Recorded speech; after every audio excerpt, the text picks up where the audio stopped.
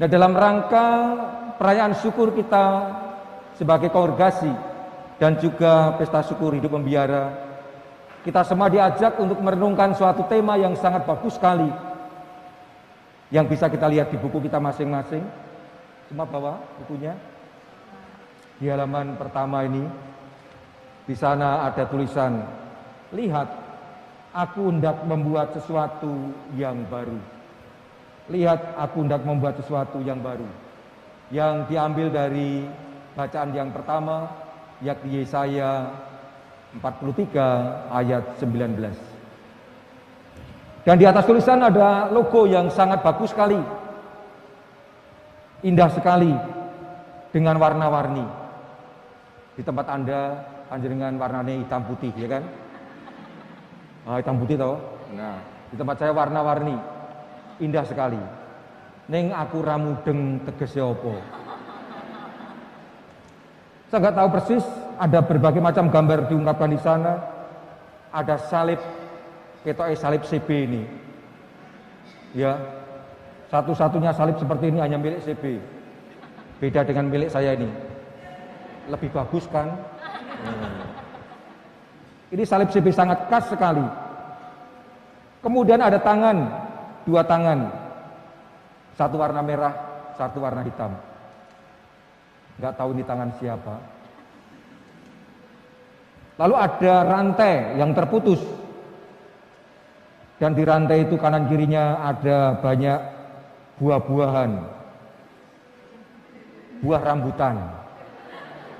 Betul ya? Hah? Buah rambutan? Hah? COVID? Bunga? Apa, Sister? Oh, virus COVID. Oh, seperti ini ya bentuknya ya. Iya. Mungkin apakah ada yang bisa menjelaskan ya? Aku ramudeng tenan iki. Siapa yo? Siapa yang bisa menjelaskan? Suster sakit menjelaskan, Suster? Suster siapa namanya? Suster Martini. Iya. Sakit menjelaskan, Suster, apa ini artinya? Mboten gedek tok itu loh. Kita minta yang muda aja, Suster ya. Iya. Nah, ini apa ini minta pada yang muda-muda. Langsung dondungluk kabeh piye gitu. Nah, ini kita siap ini. Ini Suster siapa nih? Suster siapa? Suster Astrid ya. Suster Astrid. Sini Suster. Nah, sini Suster. Maju Suster biar difoto bersama saya, Suster. Nah, saya mengandaikan Suster sebagai anggota tarekat yang sudah 25 tahun hidup membiara, pasti dong mudeng dengan logo ini. Bisa menjelaskan, Suster? Apakah tangan ini tangan Suster yang terbelenggu? Dan sekarang setelah 25 tahun merasa bebas begitu? Atau gimana ini? Ya, bisa juga diartikan demikian. Oh, cocok berarti ya tafsiran saya. Tapi bukan selama 25 tahun hidup membiara sejak masuk terbelenggu. Tapi dalam arti saya bergabung di dalam kongregasi, saya merasa diselamatkan dan dibangkitkan dari keluarga dan bergabung di kongregasi. Itu untuk saya sendiri bukan berhubungan dengan logo ini ya. Bukan yang ini. Untuk saya pribadi karena Bapak Uskup menanyakan. Iya, bisa tafsirkan sebagai ungkapan pribadi yang terbebaskan dari belenggu ya. Ya, mengalami kasih Allah yang begitu besar. Kalau saya menghubungkan ke logo ini, ya sama seperti ini kan mencerminkan situasi dunia kita kurang lebih 2 tahun ini, karena di sini ada simbol-simbol virus corona yang membelenggu masyarakat, sehingga kita juga berbuat sesuatu untuk menyelamatkan. Jadi ada 2 tangan yang saling berpegangan untuk melepaskan belenggu-belenggu itu. Itu tangan siapa ya, Saudara ya? Ya, tangan Tuhan dan tangan saya, tangan kita. Tangan kita yang mana ini? Selalu berelasi agar tidak terputus. Tanpa Tuhan kita tidak bisa berbuat apa-apa. Ini jadi Tuhan tuh menarik kuat sekali sampai akhirnya rantainya putus ya. Ya. Begitu ya, Sister ya. Ada timbal balik ya, Monsinyur. Jadi saya berpegangan erat dan Tuhan juga. Tapi dalam arti untuk saat ini, misalnya saya yang juga berani diutus, ini saya hubungkan dengan saya sendiri. Saya yang berani diutus ke tanah misi. Lihat, aku Misi hendak. di mana sih, Sister? Saya sebagai misionaris di Vietnam. Di Vietnam, Iya. jauh amat. Ya. Di rumah aja banyak pekerjaan kok ke sana. Karena di sana juga dibutuhkan. Oh, dibutuhkan. Jadi keluar dari zona nyaman saya. Oh, jadi di Indonesia itu nyaman ya? Ya, karena negaranya sendiri. Oh, gitu. Untuk keluar dari kenyamanan, melihat bahwa di sana juga dibutuhkan. Jadi melihat kebutuhan kongregasi, itu sebagai ungkapan saya juga rasa cinta saya terhadap kongregasi. Iya. Suster, di sana itu ada tanaman hijau-hijau ya, Suster ya? Itu lambang apa, Suster ya? Ini yang di sini nih. Ini ada lambang hijau, tanaman hijau di sini nih. Supaya ada ya benih-benih yang tumbuh. Benih-benih yang Kehadiran tumbuh. kita menumbuhkan juga orang-orang yang kita layani, itu juga bertumbuh dalam iman. Bertumbuh dalam iman, harapan dan kasih gitu ya. Begitu ya, Suster ya? Supaya semangat kongregasi itu juga bertumbuh di sana dengan kehadiran kita. Iya, terima kasih Suster. Tepuk tangan untuk Suster. Suster siapa kayak? Astrid. Iya, terima kasih Suster. Hebat, luar biasa sekali. Menggambarkan logo ini menggambarkan perjuangan yang kita hadapi bersama-sama, khususnya menghadapi situasi zaman yang sangat khas. Selama 2 tahun terakhir kita semua menghadapi wabah virus corona. Dan satu hal yang bagi saya menggembirakan, membanggakan adalah bagaimana para suster CB kita semua mencoba untuk menghadapinya, untuk meretas belenggu-belenggu yang ada dengan berbagai macam kegiatan, aktivitas yang kita berikan. Pelayanan kesehatan, pelayanan sosial karitatif, pembinaan, dan macam-macam kita berikan untuk masyarakat yang terbelenggu. Dalam arti ini kita menjadi perpanjangan tangan Tuhan untuk meretas belenggu-belenggu kehidupan yang mencengkeram, yang mengungkung, supaya akhirnya orang menjadi terbebaskan, mengalami kebebasan anak-anak Allah, mengalami kebebasan sebagai orang beriman. Disitulah harapan kehadiran kita menumbuhkan pengharapan bagi orang-orang yang kita layani.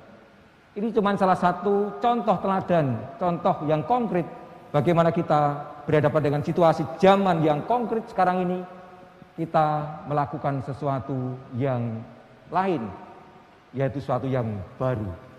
Maka lihat, aku hendak membuat sesuatu yang baru. Memang itu dikatakan Tuhan dalam bacaan pertama kepada orang Israel lewat Yesaya. Namun juga ini bisa menjadi simbolisasi tekad kita. Lihatlah, aku datang untuk melakukan sesuatu yang baru demi kesejahteraan bersama. Tadi sebelum Ekaristi kita melihat film yang sangat bagus sekali. Melihat semua ya. Judulnya apa tadi itu? Simponi Bela Rasa. Dengan tokoh utama Suster siapa? Fernanda dan Suster Tekla. Cuman 2 tokohnya? Bunda Elizabeth.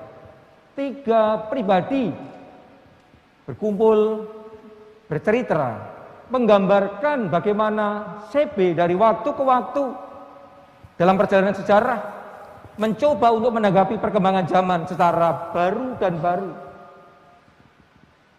Senantiasa mencoba untuk memberikan sesuatu yang baru demi perkembangan.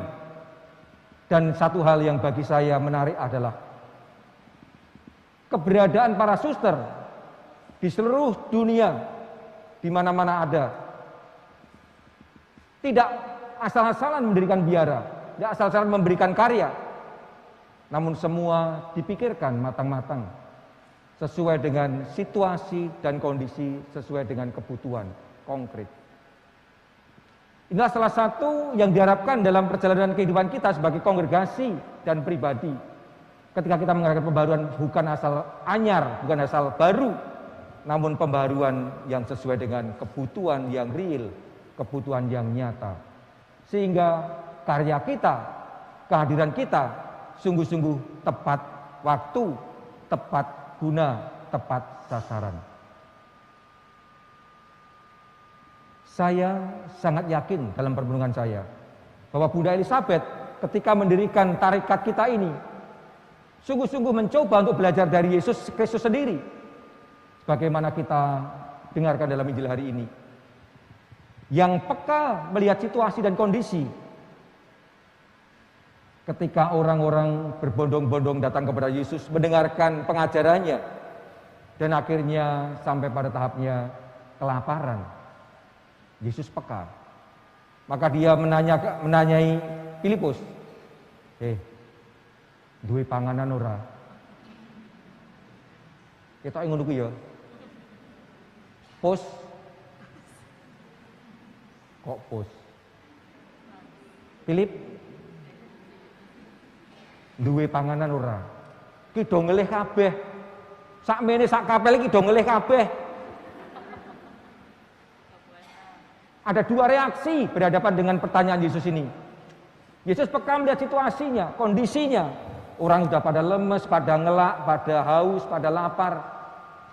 Harus ada sesuatu yang dilakukan untuk melepaskan dahaga, untuk membuat mereka kenyang supaya tidak semaput. Namun Filipus berkata, roti 200 dinar tidak akan cukup untuk semuanya ini, meskipun cuma sekerat saja. Sikap yang langsung no, mendering awake dhewe lunga. Dah biar cari makan sendiri-sendiri. Lain dengan Andreas. Di sini ada seorang anak yang membawa 5 roti jelai dan 2 ikan. Meskipun dia juga ragu-ragu. Namun untuk sekian banyak ini, apa cukup? Apakah cukup? Enggak ada gunanya juga. Namun paling tidak Andreas mencoba menanggapinya. Menanggapi secara positif. Mencari solusi meskipun akhirnya semuanya terserah pada Gusti Yesus. Kepekaan melihat situasi kondisi zaman, situasi kondisi setempat waktu itu. Ada sesuatu yang harus dilakukan. Dan itulah persis yang dibuat oleh Bunda Elizabeth dan juga tarekat kita dari waktu ke waktu mencoba untuk menanggapi situasi zaman, situasi masyarakat sehingga kita bisa hadir sesuai dengan kebutuhan yang real. Bahkan saya mengatakan masa pandemi yang sedang kita hadapi ini ternyata mampu membuat kita semua terbuka mata dan hati telinga kita untuk kemudian melakukan sesuatu sesuai dengan kebutuhan ini. Suster-suster muda dilibatkan dalam berbagai macam kegiatan, bahkan termasuk untuk istilahnya itu untuk semakin terpublikasikan. Luar biasa. Membuka Santikara sebagai tempat untuk isoman. Luar biasa. Bagi ketika yang lain-lain tutup, dibuka kembali ketika muncul gelombang virus. Ini semua menjadi salah satu bentuk pemberian diri kita, kasih kita. Seperti sang anak yang punya 5 roti jelai dan 2 ikan. Kuserahkan semuanya, kasihku untuk orang lain. Untuk kebahagiaan orang lain, untuk selamat orang lain. Semua saya berikan untuk mereka. Inilah salah satu yang membanggakan kita semua. Membuat kita semua gembira. Dan inilah salah satu bentuk kesaksian kita. Seperti diharapkan oleh Allah dalam bacaan pertama, supaya kita semua menjadi saksi-saksinya, saksi-saksi karya keselamatannya bagi semua orang. membawa perubahan sesuai dengan situasi, kondisi, sesuai dengan kebutuhan real. Inilah yang mesti kita asah terus-menerus. Maka kemauan membuka telinga lebar-lebar, membuka mata selebar-lebarnya, kemudian juga memahami situasi menjadi kebutuhan yang sangat real. Syukur pada Tuhan, tarekat kita, para suster, dari waktu ke waktu diberi kemampuan untuk melihat itu. Bahkan akhir-akhir ini mencoba mengembangkan sayap pelayanan. Meskipun anggota kita tidak banyak, berapa tadi itu total? 300? 337 disebar ke semua daerah sampai ada 34 komunitas dengan 15 karya kesehatan dan sebentar lagi akan dikembangkan menjadi beberapa lagi.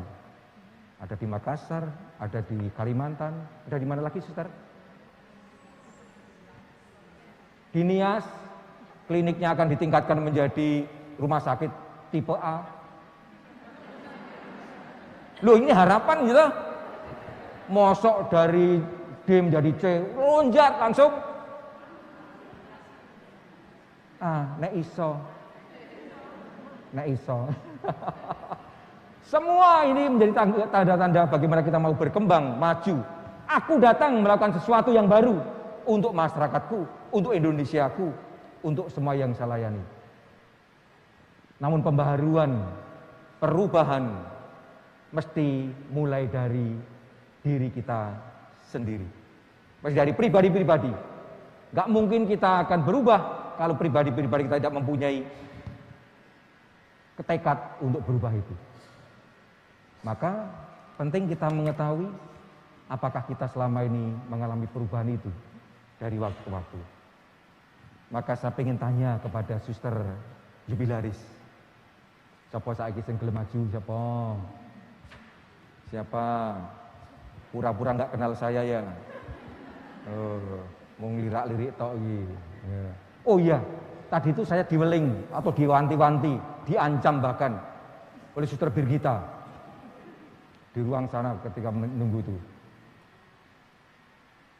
Nanti pesta mati tidak boleh ditanya-tanya. Wah, galak amat. Suster Birgita loh nih, memerintahkan pada seorang uskup loh. Wani-wanine loh, ya, Romo Maradio aja nggak berani loh. Nah, ini seakan-akan menantang saya. Menantang saya untuk bertanya pada Suster Bir. Nah, Suster Bir sini bentar. Ya. Nah. Ya.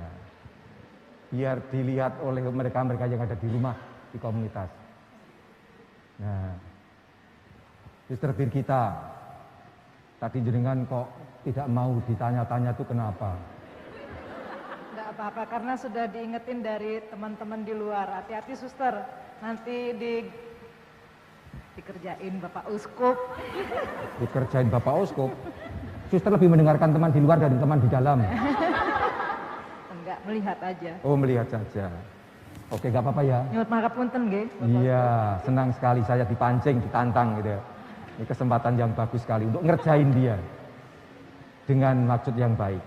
Suster sudah 25 tahun hidup membiara. Mau tanya, kita ingin tahu, mewakili teman-teman mungkin nanti bisa cerita masing-masing.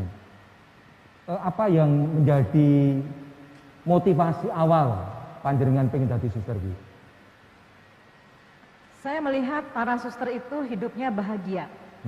Itu dulu. Dulu, sekarang tidak bahagia. Bahagia. Itu dulu bahagia, sekarang sedih. Lihat nggak saya sedih? Hah? Lihat nggak saya sedih? Pernah. Pernah, iya, masih Hari Monsinyur. ini. Oh. Sedih enggak? Bahagia ya? Bahagia, Oh, iya. Monsinyur. Terus? Melihat suster-suster bahagia. Oh iya. Melihat suster-suster bahagia. Dan saya memang waktu itu melihat kalimat suster-suster cinta kasih Santo Carolus Borromeus. Lalu dalam perjalanan saya sungguh merasakan dan mengalami bahwa yang dimaksud dalam kongregasi kami CB, cinta kasih yang bernyala pada Yesus Kristus yang tersalib itu sungguh nyata, sungguh konkret. Karena apa? Itu yang dirindukan memang Bunda Pendiri kami. Salib itu yang dirindukan, Yesus yang tersalib itu justru yang membuat kebangkitan, yang membuat kasih yang bernyala. Jadi kalau bisa mencintai karena sebelumnya juga mengalami salib, artinya di situ kami menjadi tidak takut salib, karena disitulah letak cinta Tuhan pada kami. Iya, itu sebabnya mengapa para saudara CB selalu pakai salib, karena tidak takut salib, kan? Salibnya ada di dadanya masing-masing, di bawah ning dindi, karena tidak takut, betul ya? Tidak takut. Malah pendelak-pendelian dewe. Suster tadinya tertarik menjadi suster karena melihat para suster itu bahagia, gembira, senyum-senyum terus, kecuali pas merengut. Gitu. Nah, pernahkah suster mengalami ketidakbahagiaan selama 25 tahun berjalan ini? Ya pernah, Monsinyur. Tidak bahagia itu ternyata ketika apa yang menjadi kebutuhan ya, kebutuhan diri itu saya belum mengolahnya dan saya belum menerima, artinya saya belum berdamai dengan diri saya. Saya belum mengenal diri saya dengan lebih dalam. Tetapi ketika saya mengetahui keterbatasan saya dan begitu Allah mencintai saya dengan keterbatasan saya, artinya saya yang mengalami Allah yang sedemikian rupa dalam hidup saya, itulah yang memampukan saya untuk bisa akhirnya bangkit. Akhirnya ya merangkul, berdamai dengan diri saya, sehingga saya juga bisa mengasihi sesama saya, para suster saya. Suster, untuk saya itu masih abstrak sekali. Masih abstrak. Oh, yang membuatnya itu, kalau boleh ya tahu ya, Boleh. itu yang membuat suster pernah tidak bahagia ki opo? Apa toh? Abot ya. Apa? Kalau boleh, kalau nggak boleh nggak apa-apa. Ya contoh Monsinyur, ketika saya itu melakukan sesuatu yang dimana itu menurut saya baik, tetapi kok belum bisa diterima oleh Yang suster lain. saya, ya seperti itu. Nah ternyata saya kepingin diterima semacam itu. Artinya saya juga harus lebih dulu menerima para suster saya. At least kalau para suster atau suster yang saya layani itu mengalami kebahagiaan, ya saya juga pasti akan mengalami kebahagiaan. Iya, rekonsiliasi dengan diri sendiri dulu, Iya, baru kemudian bisa memahami orang lain dengan lebih baik, gitu ya? iya. Hebat. Kira-kira begitu. Kira-kira ya, cuman kira-kira ini. Enggak begitu memang. Oh begitu ya. Terima kasih suster atas sharingnya Ya, matur nuwun, yang Monsinyur. mentes. Ya, ya terima kasih. Ini pengalaman yang sangat konkret sekali. Bagaimana perubahan dalam diri itu terjadi ketika saya berani untuk menatap diri saya, mengakui kekurangan, kelemahan saya, dan juga membawanya dalam terang iman dan panggilan kita. Berani terbuka untuk berbagai macam perubahan. Perubahan dan pembaruan dalam kehidupan bersama di komunitas kita, di tarekat kita, mesti dimulai dari diri sendiri kita. Maka mari kita mohon rahmat Tuhan, agar kita semakin dimampukan untuk membangun diri, berubah demi buah yang berlimpah, yakni kasih yang semakin membara. Bentar lagi para suster akan membaharui diri, membaharui kaulnya di hadapan kita semua, dan semoga Tuhan memberkati dan memampukan para suster untuk kemudian menjadi suster-suster CB yang semakin jempolan. Kita berdiam diri sejenak sambil mempersiapkan diri membantu mereka dengan doa kita.